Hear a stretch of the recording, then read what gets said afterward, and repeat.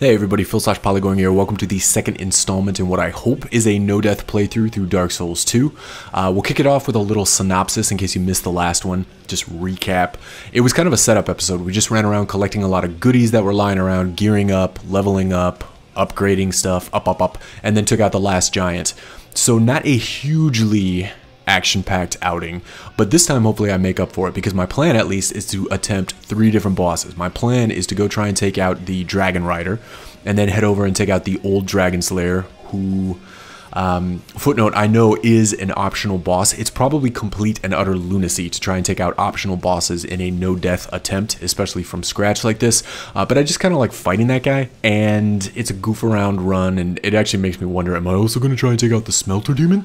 That should be a cakewalk. Help me, Lucatile! But barring any deaths up until that point, I'm also going to circle back and try and take out the Pursuer. So 3 bosses, plenty of action, lots of scrapping to come.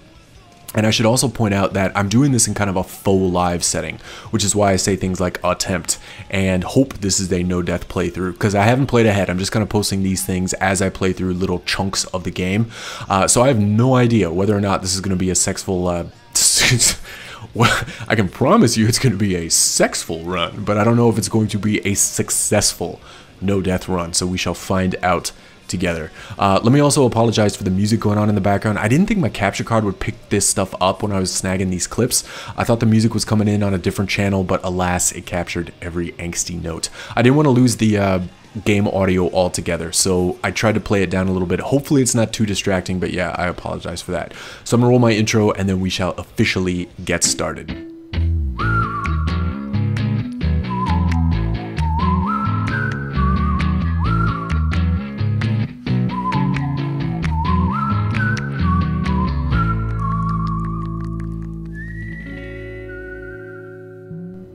Cool. And I may have lied to you, just a little white lie. We're not going to jump right into it. I wanted to include a little demonstration of that running thing that I was talking about in the last episode, because I got a lot of great feedback from you guys on that, and I don't think I explained it very well. But check this out. So I'm running, and my stamina will completely deplete. The button is still depressed. Stamina comes back, and there's still that little bit of lag before I start running again. That drives me absolutely daffy.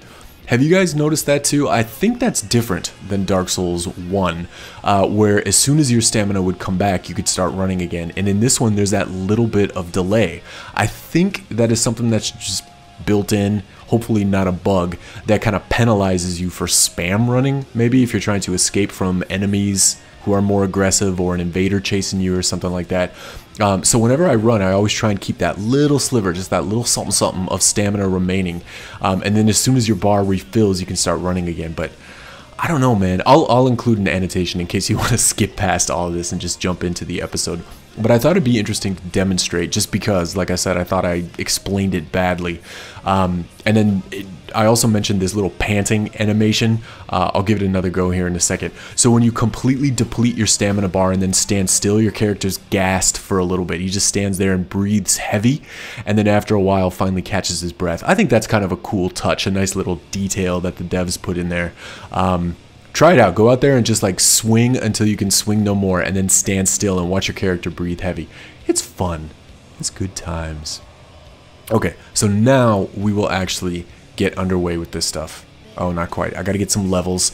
And actually, let me point out too, there's a lot of places in the video where I sped it up, because I do want to be a little bit sensitive to the PvE side of things. You know, enemy spacing is something to be mentioned, and in a lot of PvE runs, there's a lot of running around where nothing absolutely happens, and so I tried to speed some of that up, not this time obviously, but there are places where you'll see me just go into 2x speed, so I'm trying to be a little bit sensitive to that. I know PvE is not everybody's cup of tea, but I do want to capture as much as possible, because if I am successful with this run, I want it to be a legit documented no-death run, because I've never done anything like this before.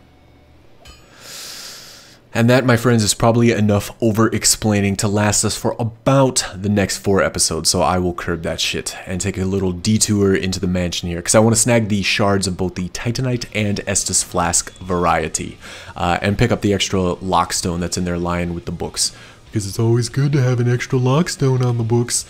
And it's probably a good time to talk about leveling with this character. I think I neglected to do this on the last episode. What I want to turn young Santa into, aside from a generous, jolly, fat old man who gives presents to children everywhere.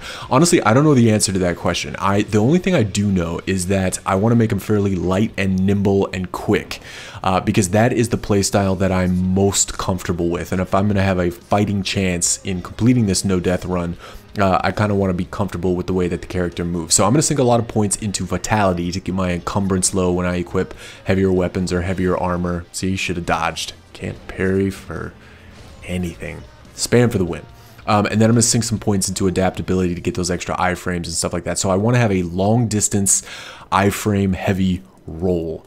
Outside of that, I'm not sure in terms of strength and dex or magic or faith or stuff like that. I got a lot of great tips from you guys in the last one, actually, when I was complaining about the Ruined Sentinels, and you said, hey, you should consider dual wielding maces or pick up a Morning Star and dual wield that with a mace or something like that, because you can infinite stun lock a lot of bosses. You can infinite stun lock the Ruined Sentinels, which I didn't know, the Mitha, the Baneful Queen, and all that kind of thing. I'm not sure if I'm going to go that route in terms of power stancing maces or strike weapons, but I will definitely keep that in mind. The only thing I know at this point is that I want to be quick, I want to be nimble, and I want to dodge and circle strafe damn near everything in the game. That is the recipe for success.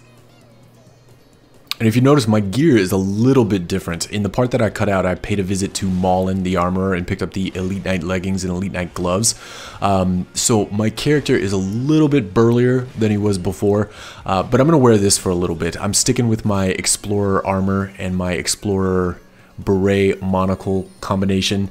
I said in the last episode that I wanted to stay with that armor for as long as possible. I don't know how feasible it's going to be, especially considering what I was just talking about in terms of being light and nimble, because that Explorer armor, I still didn't look up the name of it, but that Explorer armor is pretty heavy in terms of the defense it actually gives you. But for now, with all the cups hanging off you and all the merit badges and all the decor and that fun little bird on your shoulder, I'm going to stick with it. I think our character looks pretty fetching in a remarkably goofy kind of way, like Owen Wilson. And oh snap, I may have just lied to you again because I'm about to explain something else. So you may be wondering, why am I even bothering fighting these knights? It's because I do want to raise the floor in the Dragonrider arena. I've fallen off when I first started playing the game, and that just always left a sour taste in my mouth. And I know there's the technique with that guy that you can get him to suicide. I've done that. I've seen it used a couple times with the 7-step technique, where you wait for him, you don't raise the floor in the boss arena, you wait for him to take 7 steps, and you can just kind of dodge to one side, and he'll do his little lunge attack and send himself over the edge, and voila, the Dragonrider is no more. I will say, just kind of in the spirit of the run, even though it's a no-death run, I'm thinking of it more as a challenge run in which I'm trying to not die. So I don't want to cheese the bosses that much. I would like to display at least as much skill as I possibly can on the fly like this, and not just kind of cheese over all the bosses. That's the same thing I was talking about in the last one, with not wanting to use too many arrows to just snipe enemies from afar and stuff like that. So fault that one on me if that causes my death down the way. It almost certainly will. I need to stop saying that. I need to think positive. Oh, and actually, so this brings back memories of this fight. Now here's the thing. I know you cannot guard break the Dragonrider. I think it's just habit. I see a shield go up and I immediately try to guard break a bitch. I do it just to be goofy against this guy sometimes. He totally baited me into this whole thing. I saw a shield go up, I tried to guard break him, he dropped it immediately and took a swing, and I'm about to get popped for it. Bad on me. The funny thing though is, why do I attempt it again? Look at that. And our run almost ends to the Dragonrider. What a fucking joke. Chug, chug, chug. Taking 3 slams on the Estus there, utilizing my MLG arena skills where you rely on the healing speed to go faster than damage, and I'm just doing a little rage dancing here. Oh my goodness, that was almost the end right there against the Dragonrider. I could not have lived with the shame. So there you go, man. In complete juxtaposition to what I was just talking about with regards to displaying skill against bosses. We were trying to be funny, we were trying to be goofy, we were trying to guard break an enemy that cannot be guard broken. Doing a little rage dizzy there, a little rage spin. And it almost cost us the run. Not even an hour into it. Hopefully I learned from those mistakes. We'll light the bonfire, go talk to Lycia so she moves on. And fear not, we'll give her a shot in the back of the head. Remember, young Santa is a dick, abusing all of the NPC characters. And I will say too, when I recorded this, something was just off. Like I was just having an off night. My game was off. I could tell from like the minute I picked up the controller and wanted to continue on with this no death run, something just didn't feel right. And a wiser man would have put down the sticks and picked it up at a later date. But again, we're not taking it that seriously. We're just trying to have fun with it, and it was almost a whole lot of not fun. So I'm going to take on the Dragonslayer now. I'm not gonna wow. I'm not going to rest at a bonfire. I don't want the enemies to respawn. I actually saved my Masterless Glencore summon so that I could use them against Ornstein. Or is it Ornstein? It's simply the old Dragonslayer. And I actually kind of like that he will follow you wherever you go. So you can choose to use him against either the Dragonrider or the old Dragonslayer. That's kind of cool. So we'll go give that a shot. And hopefully things pick up for us a little bit. This time around, however, we have our trusty meat shield with us. So I got a nagging suspicion this will go slightly better.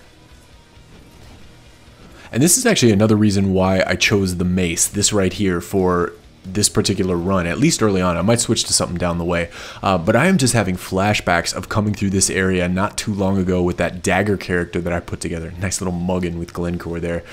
And man, those knights, those old knights are just a pain in the dick because you have to wail on those guys forever.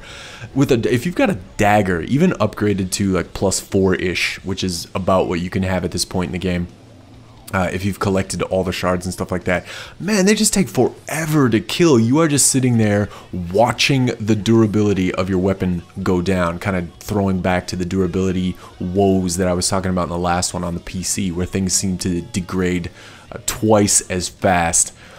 Ugh. Anyways, so we're going to take on the old Dragonslayer. And I think I failed the roll at the beginning of this. I didn't take the hit, but I didn't pass through it with impunity. So we'll just beat on this guy for a little bit. Oh yeah, I remember this too, because he spams the shit out of the dark magic butt slam. I have never seen him use this attack so much. He just keeps on jumping up, keeps on falling down with dark magic shooting out of his ass. Except he's not. There he goes. Maybe this is where he goes into ass spam mode. I was just about to take a shot at my masterful editing capabilities in putting this together in such a way where the boss is exactly not doing what I was just talking about him doing. Yeah, this must be it. I should also point out, I was pretty impressed with Masterless Glencore during this fight. I've never really paid a lot of attention to the NPC AIs or the AI programming or whatnot, but he was a champ during this fight. He was doing a fantastic job of drawing aggro, and then when I come in, take a couple hits, have Orny's attention on me, look at him, he's back there chugging. He took the opportunity to heal up like a good phantom, and then he comes right back into the fray to draw the boss's ire. Maybe it's because I rarely play offline. I am playing offline, I should reiterate that. I didn't want to take the chance that I drop the challenge no death run to some twinked out griefer coming in who just, you know, obliterates me with overpowered gear. So I'm playing offline, and maybe that's why I've never really paid attention to it before. I gave him a bow. He just kind of walks off into nothing. But he was really looking out for me. He was drawing aggro. He was being a good phantom. So good on you, Glencore, and good on you, AI programmers, whoever put these guys together. Let me ask you, are they all that good? I think I use Lucatiel every now and again in a fight. Man-Scorpion Tark I summoned one time against Najka, and he sucked.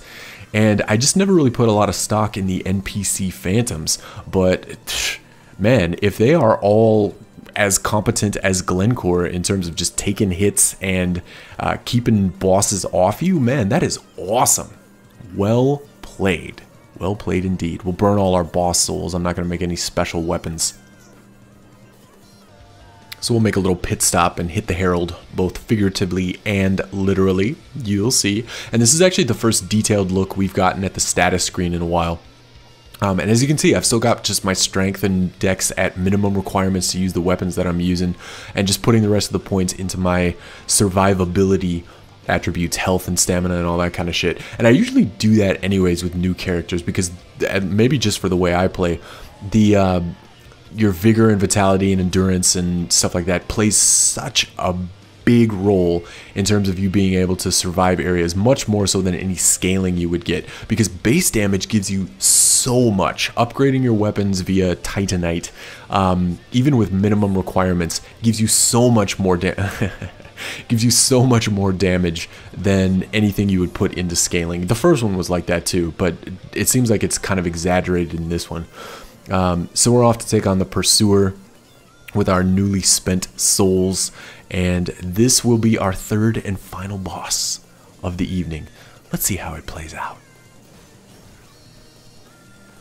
And I'm just kind of speeding through this because we fought these guys in the last one. There's no need to rehash prior battles. So we'll just take out these last couple of hollows and then head for the Pursuer. And I don't know if I ragged on them last time, but these spear guys bug me. Mostly because their blocking animations do not necessarily reflect the damage that you do. Especially when they go for those shield bashes. Like, so right there, that guy clearly had his shield raised. I hit him square in the chest, but it only gave me credit for hitting him through the shield. I did 48 damage to that guy. That just seems a little bit bothersome. That seems a little bit weak. It really comes back to haunt you in later new games when they do a lot more damage and stuff like that, but obviously not that weak. So the Pursuer, at long last. Now, the Pursuer, I will say, will forever hold a special place in my heart as one of the great bosses in this game, in my opinion, because I remember going up against him the first time and just getting destroyed. Like, I got shredded. And then the second time, and the third time, and the fourth time, and he was the first boss that took me down to full hollowing. Like, I had 50% health. I could not get penalized anymore. I just found him so difficult because he's got so many quick attacks. He's got a decent amount of attacks too, so they're not always easy to identify.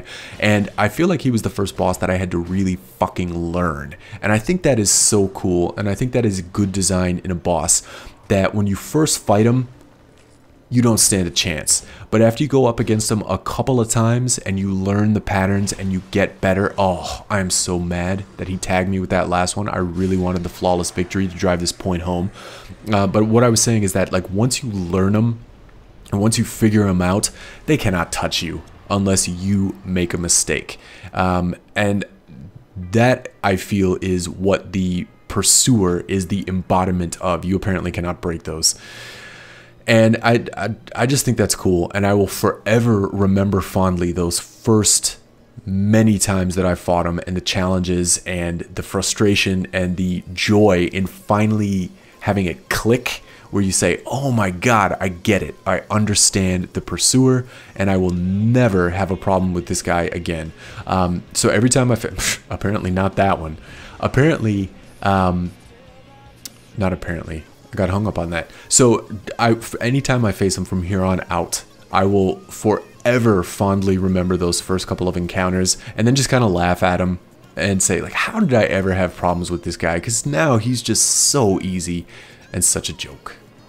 So there we go. 3 bosses. I'm headed for the Bastille for a little bit, and we will pick it up from there in the next episode. Thanks as always for watching. Thanks for listening. Definitely hit me up with any kind of feedback or comments and suggestions and things like that. If there's something you guys want to see with the run, let me know, and we'll try and work it in. This thing is in flux, faux live, and I will see you next time.